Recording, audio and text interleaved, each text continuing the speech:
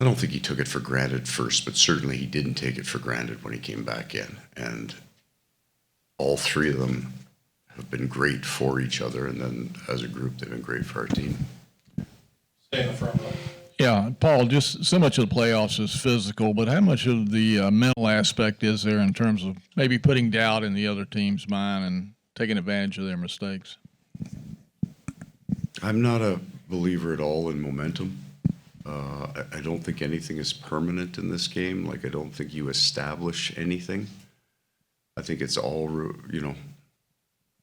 kind of rear view mirror. You'll look back at maybe key moments in the series or something, if you win or if you lose. The first periods of all our series, it looked like the last first period is very physical, and then it settles in. We're pretty consistent with that game throughout, but usually early in the series it's more physical, and the series kind of settles in. Back to Jameson. Paul, look at Nico Mikkola. We've heard before you a couple times call him the Condor. Is it just the wingspan, the size, or what's the origin of the Condor? Bird of prey. Largest bird of prey. More of a scavenger, though. The bird of prey is my understanding. I don't know where that comes from. Everybody's got about 5 nicknames. I'm sure they got a bunch for me. But that one just kind of, he's a big man that gets up the ice. And he's just fun. He's just a fun guy. Hyper intense during the game. And God, he comes back to the bench and nobody knows what he's saying. The Finnish guys have no idea what he's saying. He's chewing somebody's ass off at the front of the front of the bench. But just one of the great personalities in our room, and he's found his place. That's a guy, credit to really how this team is built. Bill Zito and his staff. He was asked us to watch a video on him when he was in St. Louis. So before he even went to New York, and they were on to him. Because what they do a really good job of here, just exceptional, is finding players that fit the way we play, and our game is built for him.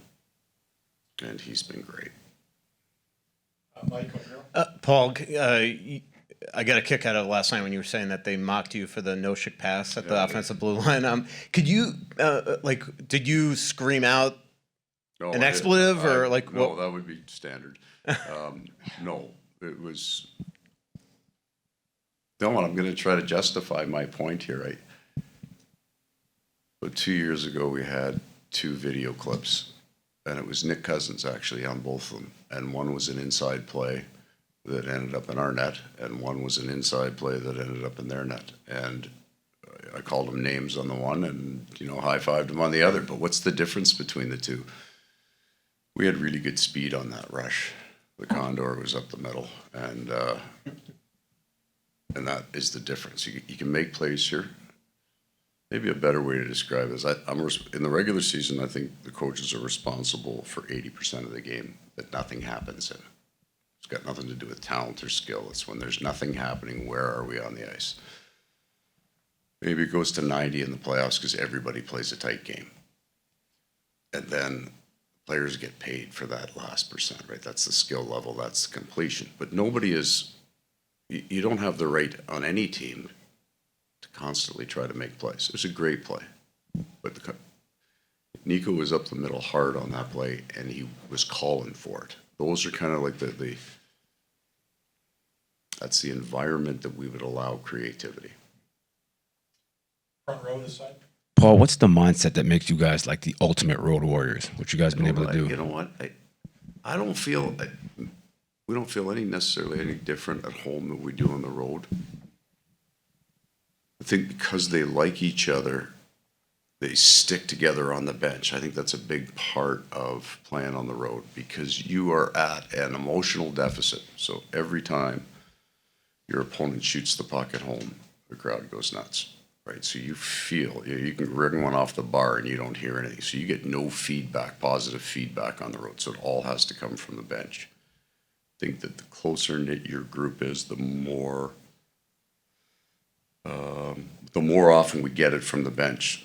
Big block, good battle, good hit, great goal, whatever it is, they're constantly kind of reinforcing a positive that you're not getting from anywhere else on the road. It can be, you can get quiet on that bench on the road at times if you let it. So I think that emotional energy comes from the players to the players, so you can feel better about your road game.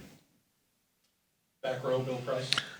Paul, a couple players mentioned, Greer mentioned last night, how in the room there's no star system. Everyone is treated equally, top line center, 14 forward. Right. Is that something from you, or is that something that the players have developed? I think that's all Barkov.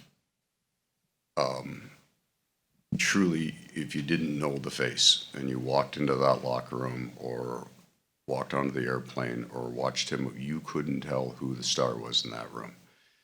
And then Matthew's like that too. I know, like Matthew and Brad, some of the older kind of the guys who make the media more, and I understand why they do. They're one of the guys in the room, but I think it's all Barkov.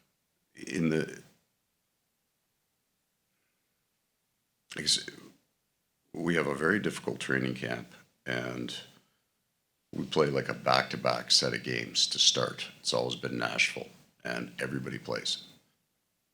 Bobrovsky plays in that game. Barkov plays in that game. They all play.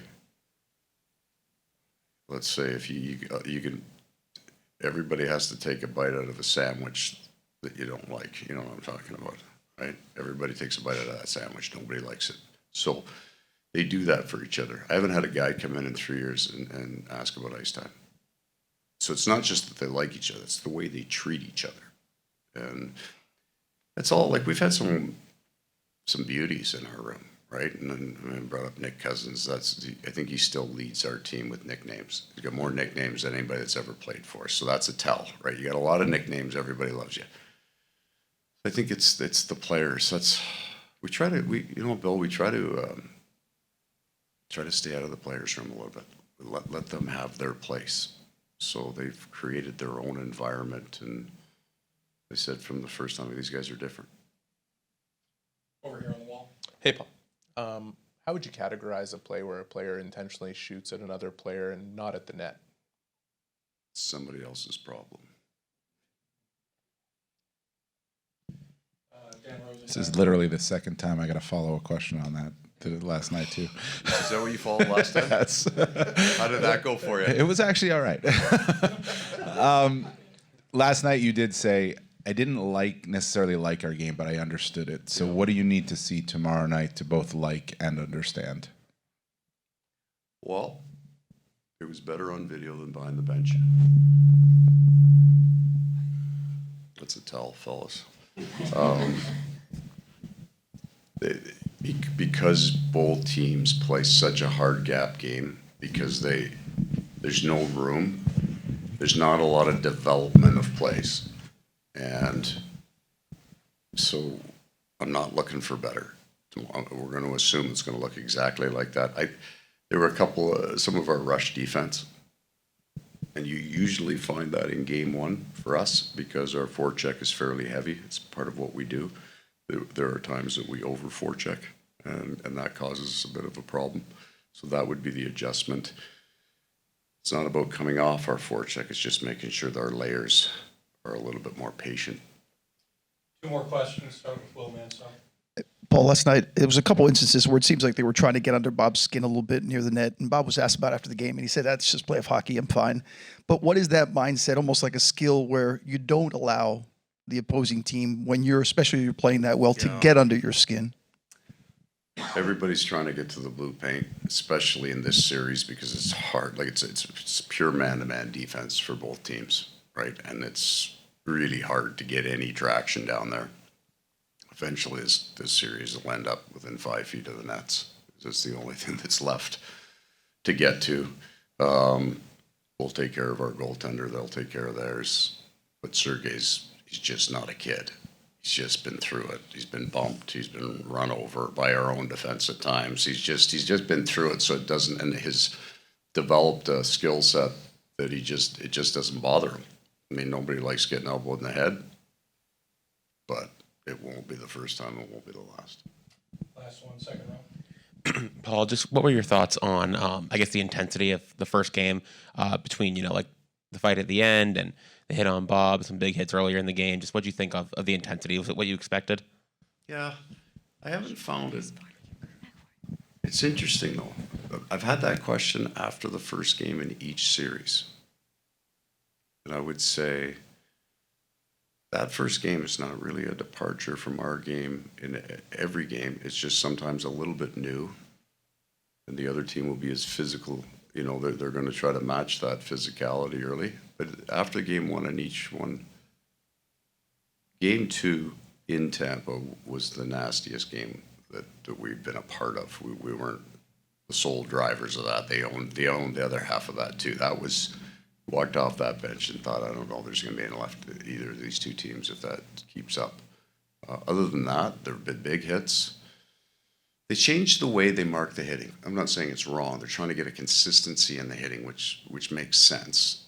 For me, there's probably 10 to 12 big hits last night, 8 to 12, which is a good number. It's not off the charts. There are close to 100 bumps, but a hit where you're going, oof, that must have felt. That would be average or at least fair to our games one.